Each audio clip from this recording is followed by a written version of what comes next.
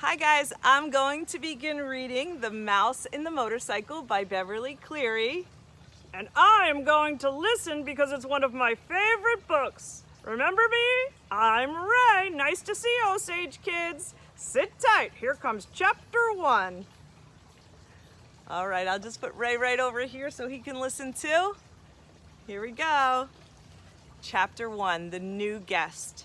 Keith, the boy in the rumpled shorts and shirt, did not know he was being watched as he entered room 215 of the Mountain View Inn.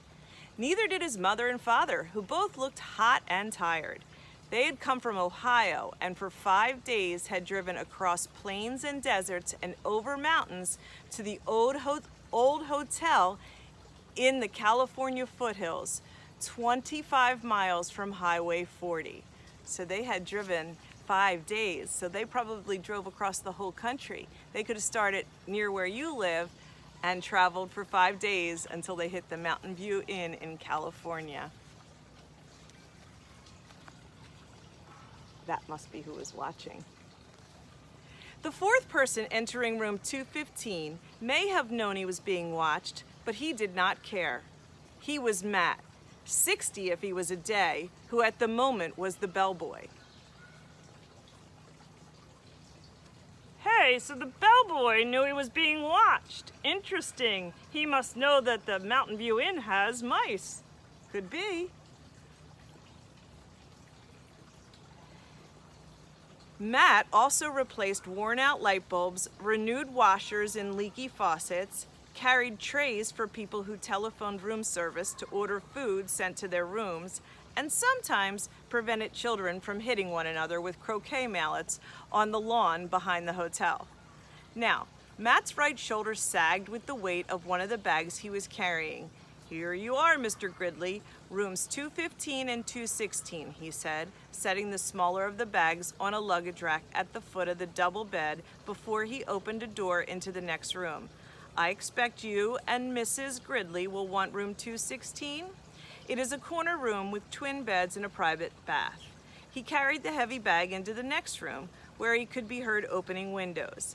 Outside, a chipmunk chattered in a pine tree, and a chickadee whistled "Phoebe bee."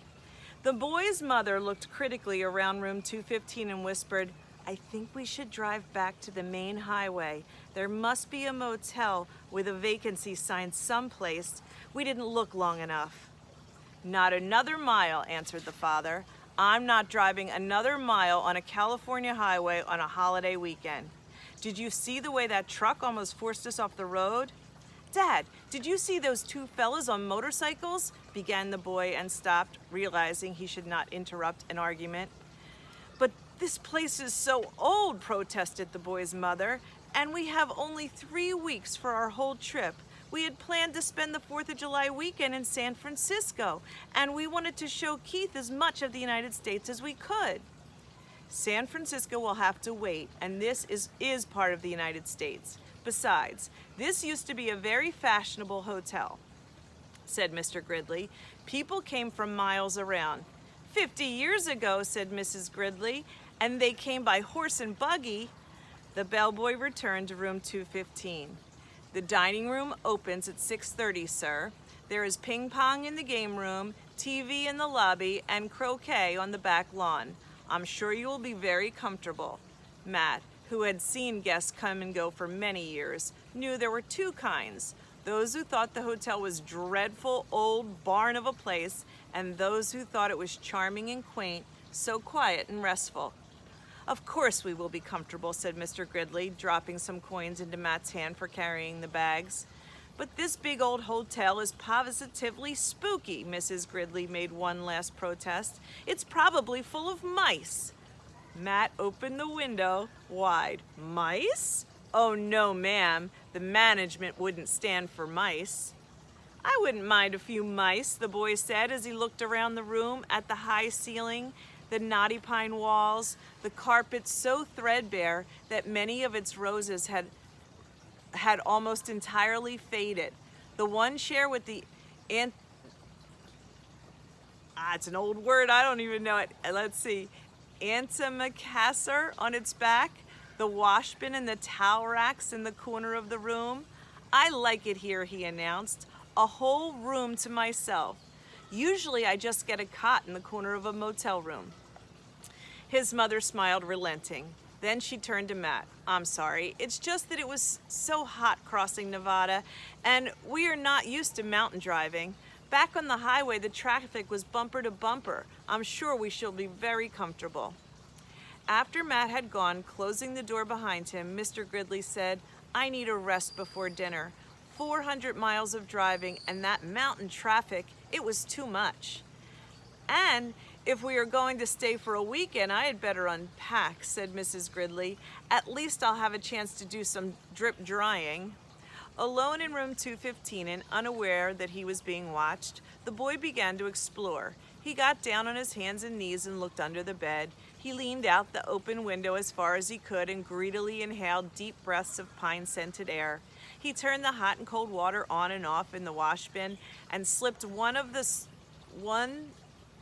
small bars of paper-wrapped soap into his pocket. Under the window, he discovered a knothole in the pine wall down by the floor and, squatting, poked his finger into the hole. When he felt nothing inside, he lost interest. Next, Keith opened his suitcase and took out an apple and several small cars, a sedan, a sports car, an ambulance about 6 inches long, and a red motorcycle, half the length of the cars, which he dropped on the striped bedspread before he bit into the apple. He ate the apple noisily in big chomping bites and then laid the core on the bedside table between the lamp and the telephone. Keith began to play, running his cars up and down the bedspread, pretending that the stripes on the spread were highways and making noises with his mouth. Vroom, vroom for the sports car, wee, wee for the ambulance, and for the motorcycle up and down the stripes. Once Keith stopped suddenly and looked quickly around the room as if he expected to see something or someone, but when he saw nothing unusual, he returned to his cars. Vroom, vroom, bang, crash. The sports car hit the sedan and rolled over off the highway stripe. The motorcycle came roaring to the scene of the crash. Keith, his mother called from the next room, time to get washed for dinner. Okay. Keith parked his cars in a straight line on the bedside table beside the telephone, where they looked like a row of real cars, only much, much smaller. The first thing Mrs. Gridley noticed when she and Mr. Gridley came into the room was the apple core on the table. She dropped it with a thunk into the metal wastebasket beside the table as she gave several quick little sniffs of the air and said, looking perplexed, I don't care what the bellboy said. I'm sure this hotel has mice. I hope so, muttered Keith.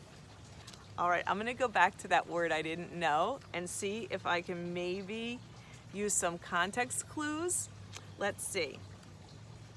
It said, again, Keith is saying, I wouldn't mind a few mice, the boy said as he looked around the room at the high ceiling, the knotty pine walls, the carpet so threadbare, that means so worn, that many of its roses, so it must have had a rose pattern, had almost entirely faded. The one chair with the ANTIMACASSAR